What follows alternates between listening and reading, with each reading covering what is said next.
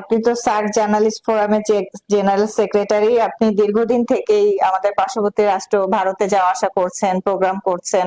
ভারত সম্পর্কে এবং বাংলাদেশের নাগরিক হিসেবে বাংলাদেশ সম্পর্কে তো অবশ্যই ধারণা রয়েছে, এবং ভারতে যাওয়া আসার সুবাদে ভারত সম্পর্কেও ধারণা রয়েছে। আমাদের সাবেক প্রধানমন্ত্রী শেখ হাসিনা ভারতে বর্তমানে অবস্থান করছেন। এখন আমাদের মাওলানা আব্দুল হামিদ খান ভাসানী, ইনি আওয়ামী লীগের প্রতিষ্ঠাতা ছিলেন। উনি বলেছিলেন, ভারত আমাদের শত্রু, এই কথাটা যে প্রজন্মই বুঝতে পারবে তারাই জাতির শ্রেষ্ঠ সন্তান। উনি এই কথাটা বলে গিয়েছিলেন। এখন যদি এই কথাটা উনি বলে গিয়ে থাকেন এবং আওয়ামী লীগের সাবেক প্রধানমন্ত্রী ভারতে অবস্থান করছে, ইভেন 1971 সালে মুক্তিযুদ্ধের সময় ভারত কিন্তু আমাদের নানাভাবে সাহায্য সহযোগিতা করেছে, এবং ভারতের বিভিন্ন জায়গার নামও কিন্তু বাংলাদেশ রাখা হয়েছিল। আপনি কতটুকু জানেন আমি জানি না। তো এমন যখন একটা পরিস্থিতি, কি বলবেন এই আমাদের মাওলানা আব্দুল হামিদ খান ভাসানীর কথার পরিপ্রেক্ষিতে? আসলে ভারত, বাংলাদেশ, পাকিস্তান একসময় তো একটা দেশই ছিল। জি জি। তারপরে এটা ভাগ হয়ে যায়, পাকিস্তান ভারত ডিভাইড হয়ে যায়। তো মূলত তখন থেকেই ভারত এবং পাকিস্তান বা আজকের বাংলাদেশ একটা দোটানায় অবস্থান আছে, বিপরীতমুখী অবস্থান করছে। কিন্তু আপনি যেটা বলেছেন যে 71-এ তাদের যথেষ্ট ভূমিকা আছে, আমাদেরকে সহযোগিতা করেছে এবং আমাদের স্বাধীনতার ক্ষেত্রে তাদের অবদান আছে, এটা আমরা স্বীকার করি। তো 71-এর পর থেকে পরবর্তী এই পর্যন্ত ভারতের বা বাংলাদেশের যে কোনো জিনিসের আদান প্রদান বা ব্যবসায়িক বা আমাদের যে ভারসাম্যহীন, মানে আমরা কিন্তু সমানভাবে কোনো কিছু পাচ্ছি না, এটা কিন্তু একটা মানে যে অভিযোগ, এই অভিযোগের প্রেক্ষিতে ওরা এই কথাটা বলেছেন, ভারত কিন্তু আমাদের মানে শত্রুর মতো হয়ে গেছে। কিন্তু এটা আমরা আসলে অনেক কিছু আমরা পাইনি ভারতের থেকে। এর পরবর্তীতে আমাদের বিভিন্ন সীমান্তের যে প্রতিনিয়ত দুর্ঘটনা ঘটছে, এবং আমরা যে ভারতের কাছে যে প্রত্যাশা ছিল বিভিন্ন বাণিজ্যের ক্ষেত্রে এবং করিডোর ক্ষেত্রে, বিশেষ করে নেপাল, ভুটান, এই যে এরা আমাদের সমুদ্র বন্দর ব্যবহার করতে চায়, কিন্তু ভারত আমাদেরকে এই স্থল বন্দরের যে যাওয়ার, আমাদের এখান থেকে নেপাল এবং ভুটান 150 কিলোমিটার আমাদের পঞ্চগড় থেকে দূরত্ব, অল্প স্থল বন্দরটা তারা যদি আমাদেরকে ইউজ করতে দিত, তাহলে আমরা কিন্তু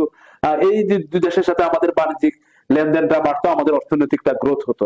সেটা কিন্তু আমরা ভারতের জন্য করতে পারিনি।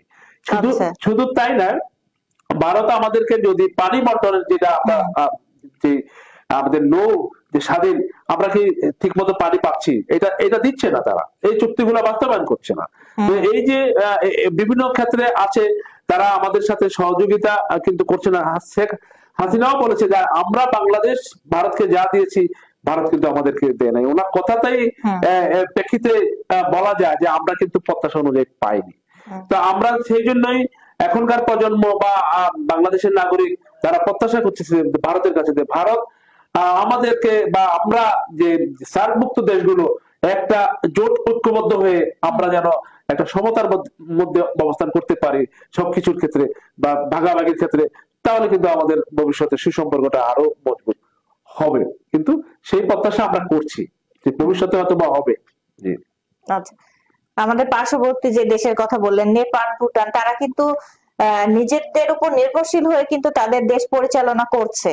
হয়তোবা অন্য দেশ থেকে সাহায্য সহযোগিতা নিচ্ছে ব্যবসায়িক খাতিরে, কিন্তু আমরা যতটা ভারতের উপর নির্ভরশীল তারা কিন্তু না।